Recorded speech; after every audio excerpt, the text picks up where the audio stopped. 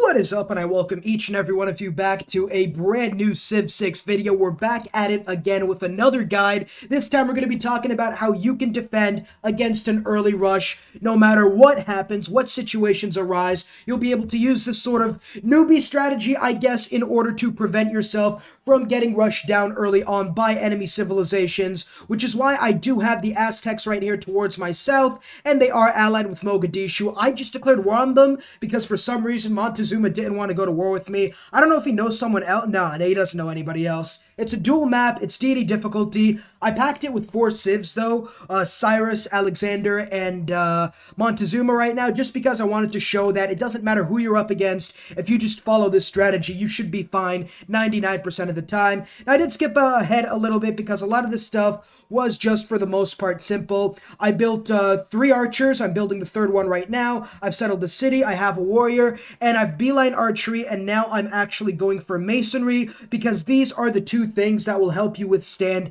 any sort of early rush, especially if you're new to the difficulty you're playing on or if you're just new to the game in general. This archer right here is probably the best pound for pound unit in the entire game, and it's not even close. Why? Look at all the damage this guy does. 1 archer does this much damage. 3 archers eliminate a fully health warrior unit at the beginning of each and every turn. So right now we're just going to move our units back because I didn't think Mogadishu was allied with Montezuma. I was getting kind of mad because Montezuma didn't want to come steal my populace and murder the women and children. So I thought, you know what, we'll sort of try to entice him to do that, and we kind of got Mogadishu in the way, which is fine because Mogadishu does have a large number of warriors, and a lot of the time that is what you are going to be dealing with. Now with these warriors right over here, you just look at that. Look at all the damage we do.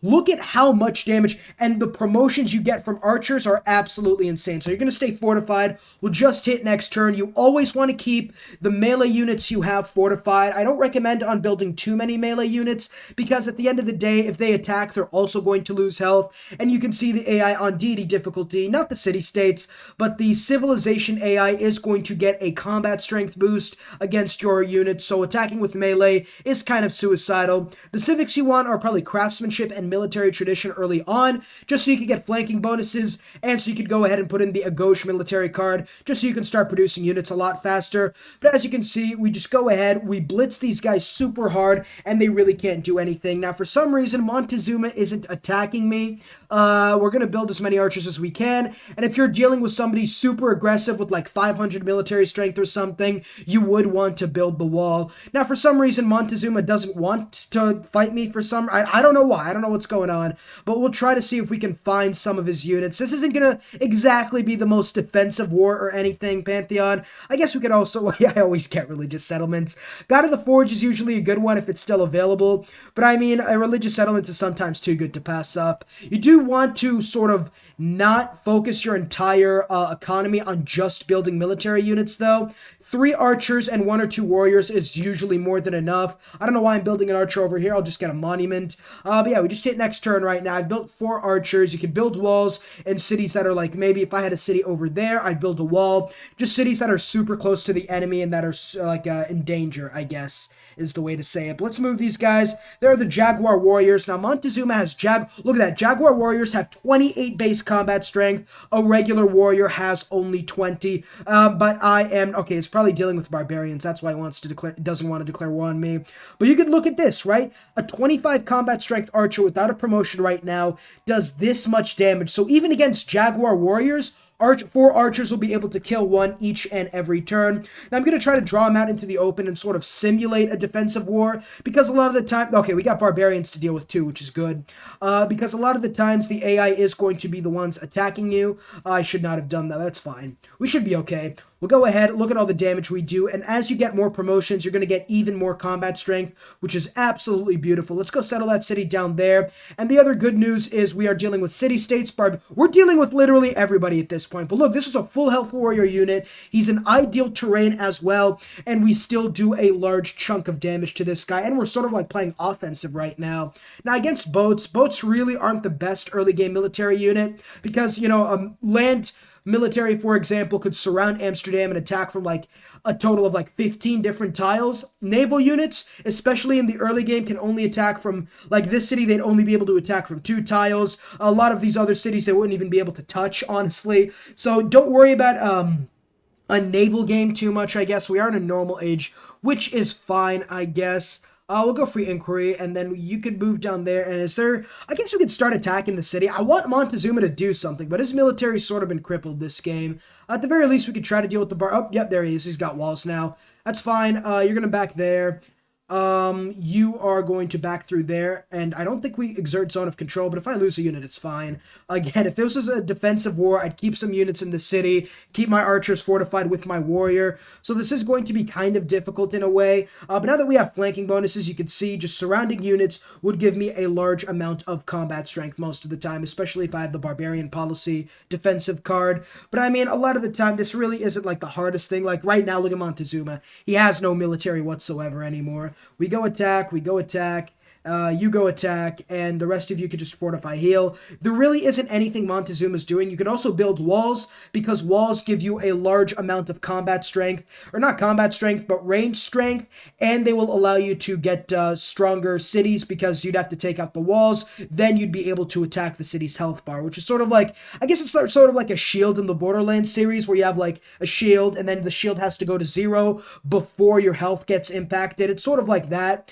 The way walls works, though, is the ranged strength of walls is equal to the range strength of your strongest ranged unit. So if I get like a helicopter or something, but my strongest ranged unit ever was like an archer, even if it has like 100 combat strength, my range attack isn't going to do anything. But if I buy a machine gun, for example, then my range strength will be just a little bit better. Let's get a builder. I want to sort of act like I'm actually playing this game out. You're going to attack this guy.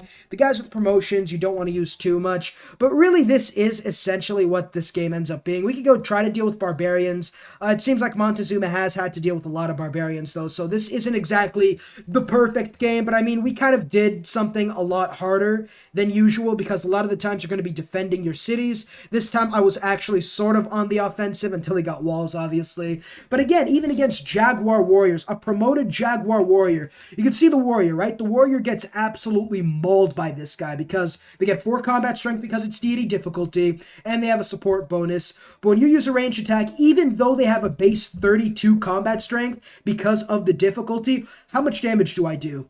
I do 24, so 4 attacks would kill this guy because you lose combat strength for being damaged. So 4 attacks on the Jaguar warrior would kill him. So obviously having 3 or 4 archers allows you to take out, on average, 1 unit per turn. Now against somebody like, for example, a regular melee unit, or like a warrior unit, or a cart or something like that, you'd only need 3 archers.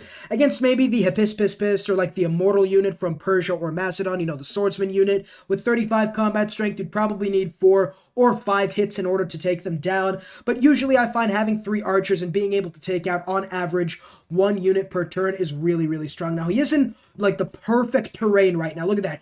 +6 with ideal terrain because he's in a forested hill. And still, in total, it took me 4 shots to take out that Jaguar warrior. The strongest unit in the early game, aside from the war chariot, I think. But look at that. They're going to attack me again. This guy's already a little bit damaged, but he is in perfect terrain. And each of these archer attacks, and I even get experience as well, each of these archer attacks absolutely destroys this guy. We move up there, and we do have to deal with a lot of barbarians. Now, always keep your archers back. Don't do what I'm doing and moving the archers up there, because if you do that, you are just... Look at this. This guy's going to get attacked like 4 different times, and just like that, he's only half health right now. He does get a promotion, which is kind of nice, I guess, but we could have, like, made that guy... Oh, that's... You see? Don't do that. Don't use your archers to attack the Fog of War. At the very least, he's in super rough terrain, so he should be fine. But again, even though I'm the one attacking Montezuma right now, and even though he is, like, I'm not, like, in a defensive war is much easier than offensive, because they have to be the ones, like, attacking. They have to be the ones doing damage, and always promote your units when you can, because especially ranged promotions are super duper valuable. And if you're going to attack with a melee unit, attack with the melee unit first, and then finish him off with the archer, because if I use the archer then the melee unit, I do the same amount of damage, and I would even take the same amount of damage, but the problem is the warrior would move here, and since I can't really see exactly what's going on, like beyond the fog of war, it's usually safer to just attack with your melee unit first if you have to. This is what I wanted. This is perfect. Now, Montezuma is beginning to attack me, and I have more combat strength than him, which is funny. So let's see if I can back out, and if I could sort of bait him into... There we go. That's perfect. So this is usually what you'd find from an early rush. I'm going to sort of bait him in towards my cities, because what I've done right now hasn't really been defending from an early rush.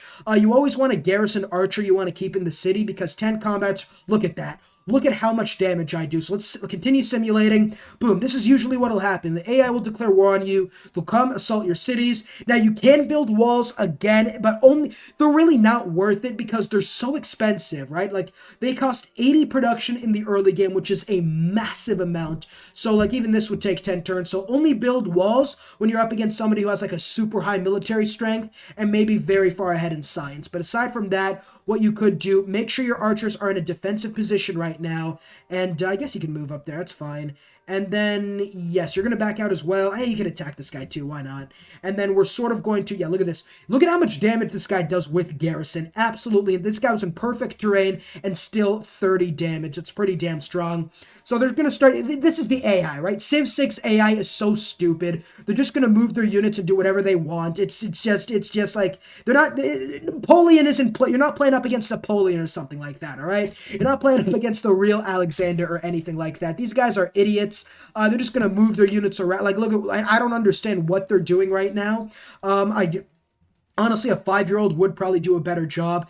Now, the only reason I'm attacking is because this is rough terrain right here. So even if I attack like this and there's units here, which there isn't, they'd have to take a turn to move and then another turn to attack me. So I was safe from that. You could go ahead, always finish off low health units as well, because if you don't, they can either A, run away, or B, promote. Even if they don't promote and run away, they'll just go back, heal, and come back, because again, when you're in a defensive position, you're not going to want to chase enemy units and put your own units at a disadvantage, because especially on the higher difficulties, the AI produces units a lot faster than you do, so really you're at a disadvantage when it comes to production and producing units. But look at, he's at 0 combat strength right now. This is pretty funny. But yeah, if we were like straight production, this guy could probably pump out a warrior every 1 or 2 turns with the deity bonuses he has. But I mean, aside from that, that's essentially how you deal with an early rush. I kind of didn't sort of deal with an early rush per se. In my opinion, it was a lot harder because, number one, I had to deal with Mogadishu and barbarians, and I was actually the one moving in and attacking the Aztec cities because for some reason this guy would not declare war on me. I think it might have been because of barbarians, but that's essentially how you defend against an early rush. This guy's at like 0 combat strength. He doesn't want to make peace because his cities aren't in danger right now, but if you just follow this strategy, I did all this with 4 archers and 1 warrior. I probably would have done the exact same thing with 3 archers, except it would have taken 5 or 6 more turns, but essentially that is going to be the video, how to defend against an early rush each and every single time. Now, the one final thing I do want to talk about is when should you be building all these military units? And in my opinion, it should be every game for a number of reasons, right? I always start out usually with 2 slingers for the most part, unless A, barbarians are nowhere near me and I have the entire area scouted out. You know, for example, if I'm surrounded by city-states like I was in my Vietnam game, building more military units wouldn't be the best idea because city-states would also help me protect against barbarians. And the second thing is if I'm nowhere near any civilization. If those 2 things, I'm near a lot of city-states but no civilizations, then I won't really focus on military. But if I'm up against someone like the Aztecs, I'm going to build 3 slingers, beeline archery, upgrade them into archers. You don't have to go for walls most of the time. The only time walls would be super useful, I think, is when you're up against a technologically advanced foe. Like if he came at me with like knights or man-at-arms or something like that, I would build walls because even archers against man-at-arms aren't going to be able to be super effective. But yeah, it's pretty much going to be it. Build 3 or 4 archers, keep your warrior unit from dying, always promote when you can, and don't do anything too risky, as well as making sure that you have adequate defense. Defending across hills and across rivers gives you a combat strength bonus, obviously, and keeping a garrison promoted archer in the city of you want to defend is the best idea, and building walls as a last resort if you're up against maybe multiple foes or a technologically advanced foe, for example. So that's going to be it. Thank you all so much for watching. watching. Like, subscribe, comment. Spoiler alert, by the way, Napoleon did actually subscribe to the Civ Lifer channel before starting his conquests in Western Europe. What he didn't do, though, was subscribe to the Civ Lifer VODs channel or on Twitch. That is actually something Commander Wellington did, which did, in fact, allow him to beat Napoleon in the Battle of Waterloo, I think it was. So take with that information what you will, right? But, yeah, in all seriousness, I'll see you guys in the next video. Peace. Huge shout out to my members, Cash Christian, Ben Ownby, John Blair, Jackson Perez, Polaris Gaming, Empyreum, Adam Mester, Jeff Utzler, Kim Cosmos. A really special shout out to my oh my god subscribers, Robert and Overflow of Amenities.